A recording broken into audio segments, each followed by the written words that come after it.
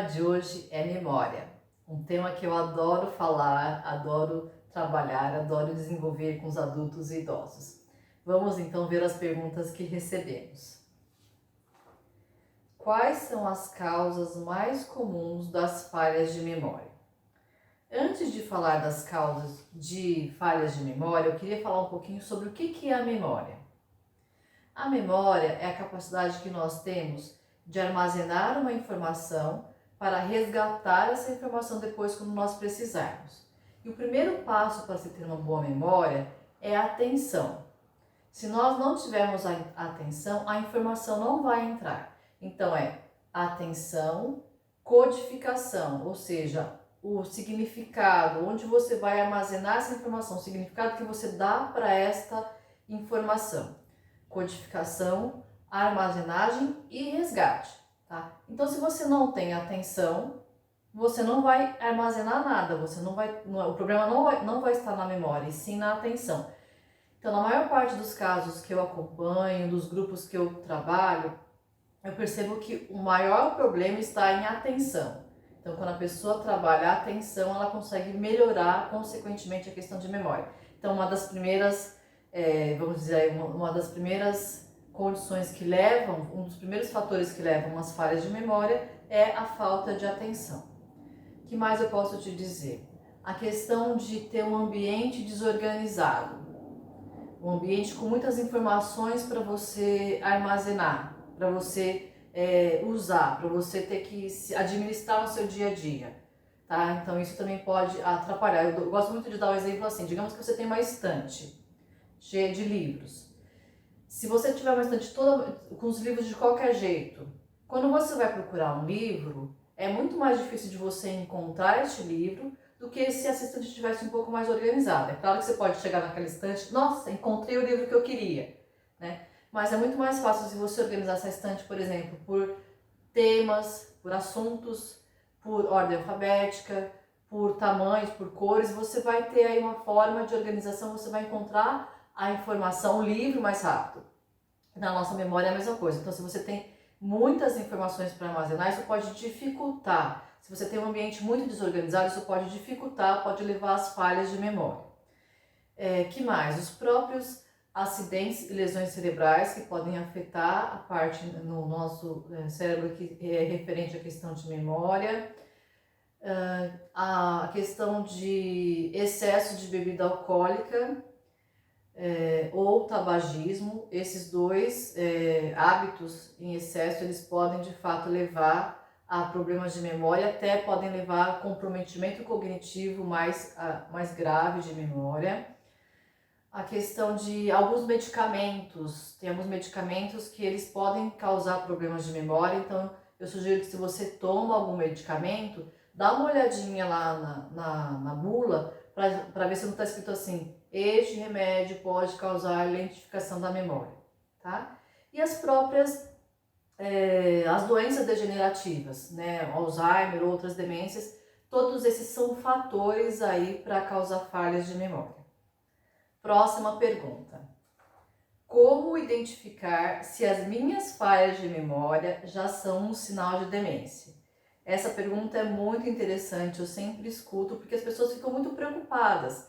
Elas começam a ter falhas de memória, esquecimentos, se confundir, ter confusão e podem achar já aí que estão com Alzheimer ou alguma outra demência. Então eu sempre escuto. Eu sempre falo assim, preste atenção em dois fatores, tá? O primeiro, se você está percebendo que você está se esquecendo das coisas, isso já é um bom sinal. Por quê? Porque as pessoas que têm um problema patológico, uma demência, um comprometimento cognitivo de moderado a grave, na maior parte das vezes elas não percebem que elas se esqueceram. Quem vai mostrar para ela, quem vai apontar para ela o esquecimento é o outro. Então, se você está percebendo que você está se esquecendo, isso já é um bom sinal. Não necessariamente você está com algum problema, tá? E a segunda coisa é se essas suas falhas de memória começarem a afetar as suas atividades básicas de vida diária, tá? Se começar a afetar o seu dia a dia. Uma sugestão que eu dou é assim: quem estiver preocupado, tanto você como indivíduo, você você sozinho está preocupado, ou um familiar está preocupado, ou na própria instituição de longa permanência, na casa de repouso, existem profissionais que fazem testes de rastreio.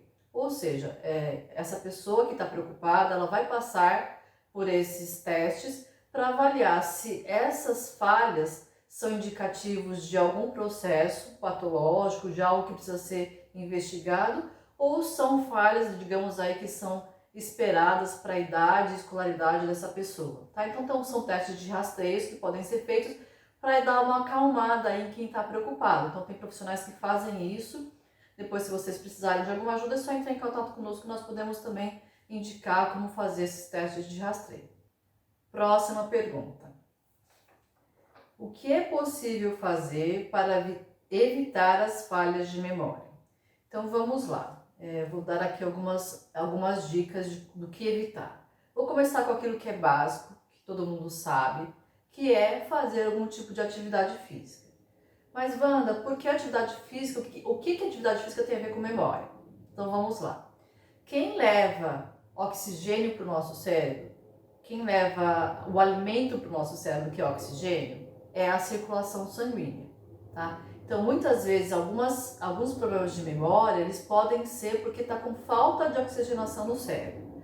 O que a atividade física faz? Quando você está se exercitando, você está auxiliando aí a essa circulação sanguínea ocorrer de forma equilibrada, orgânica e adequada no seu organismo. Tá? Então, quando você faz atividade física, você leva mais oxigenação para o seu cérebro. Então, por isso que é importante a atividade física para a preservação da memória.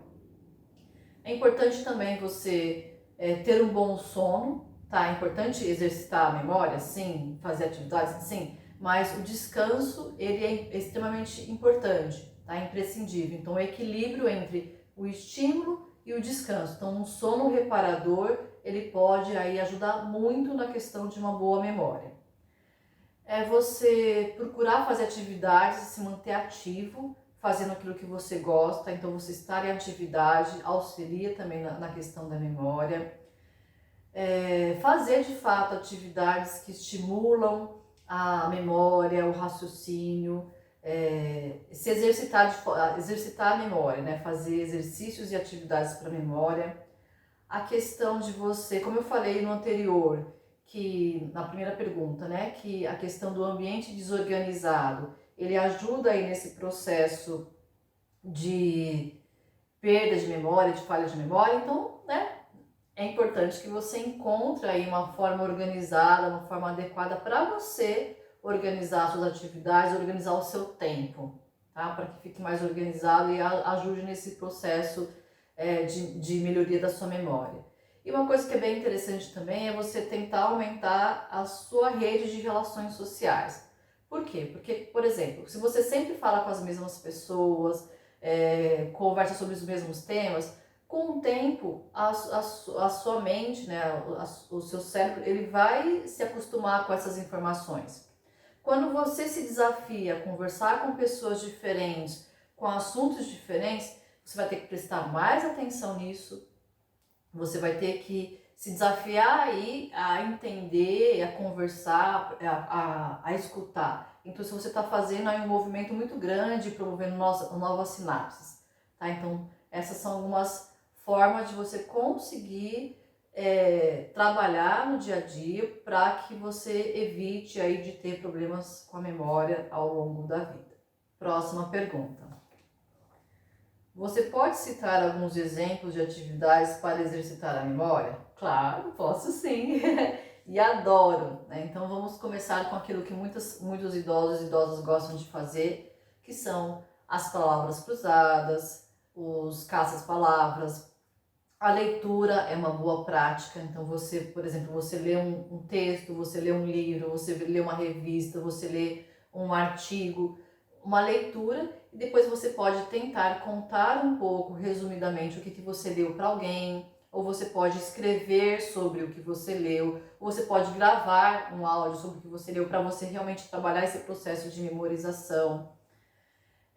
O próprio jogo dos 7 erros é uma possibilidade, quebra-cabeças, Tem uma atividade que chama ilusão de ótica. Tem bastante dessas imagens na internet.